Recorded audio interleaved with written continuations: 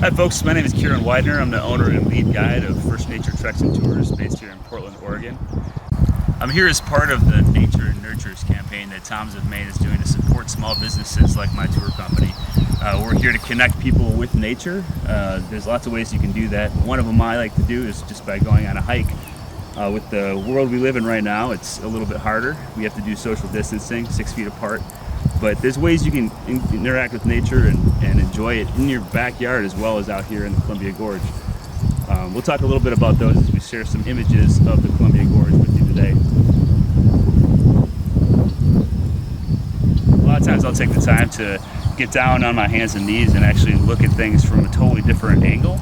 And sometimes I'm surprised at what I find. You learn all kinds of things about nature by looking at it from a different lens and observing it from different angles. This beautiful little purplish blue plant right here is called camas. It's blooming right now. This is an incredibly important species for native peoples in the Pacific Northwest. The roots are edible and they store really well, so in the off season when there's not a lot of vegetative material to eat, it was a good source of vegetable nutrients. They're very, very widespread. A lot of the areas where they used to grow are now under cultivation of wheat, but you still see them growing in the wild here throughout the gorge. One of the skills we like to practice with our guests when we're out in nature is the act of being present in the moment. And you can do a simple meditation to get there. Just close your eyes and utilize the senses other than vision to kind of feel the place that you're in. Listen to the sounds of the birds and the insects, the rustling of the wind, the trees, whatever sounds that you can identify. It's all part of the feeling, the sense of place that you get when you're in nature. Take in the smells as well. There's flowers blooming.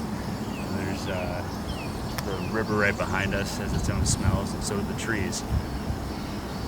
And once you've done that, kind of get a feel in general for where you are right now in space and time in this place in nature. There's a word called a Gestalt in German. There's not really a good translation for it in English, but it's used a lot in ecology, and it means the sense of place. It's like the feeling that you get from a specific place that can't really be put into words. And to really get a gestalt for a place, you have to use all of your senses and really tune yourself into being present and in the now.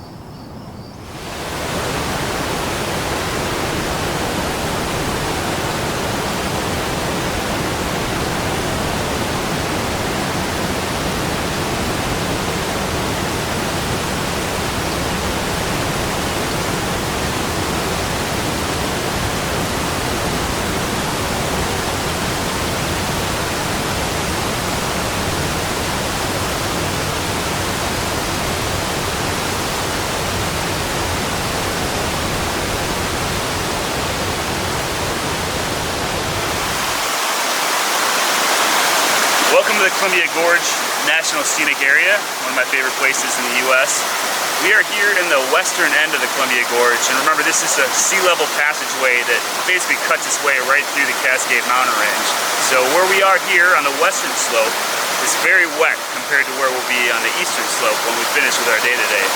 Right now you can see a forest that's characterized by big leaf maple, western red cedar, and the flagship species for the Pacific Northwest, which is Douglas fir. You can see it right behind me. There's a beautiful creek.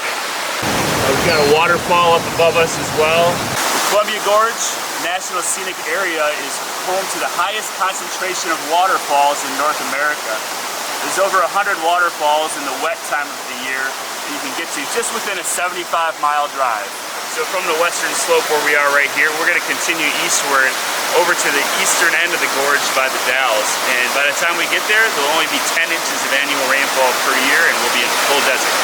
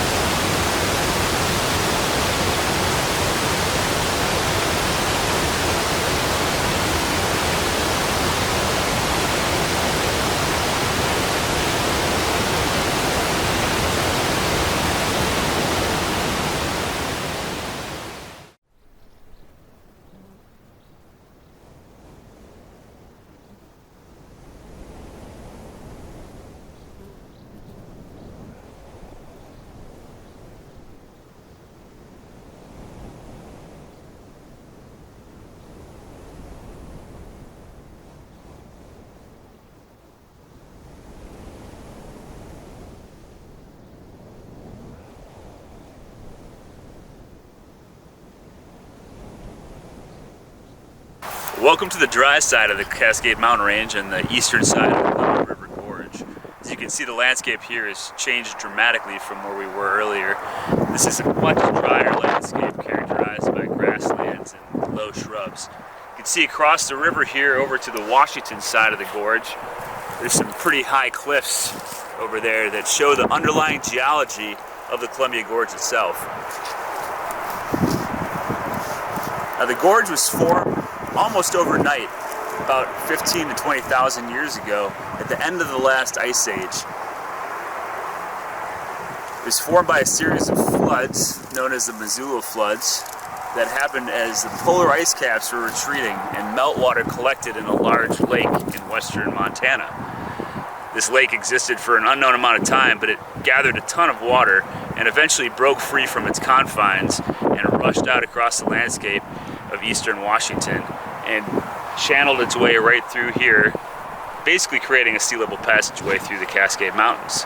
And what we see today is the Columbia River Gorge. The gorge is known for its waterfalls, wildflowers, and amazing variety of ecology. Lots of species here on both sides of the river. And as we've seen today, we've gone from western wet forest to now the eastern dry desert that you see before you.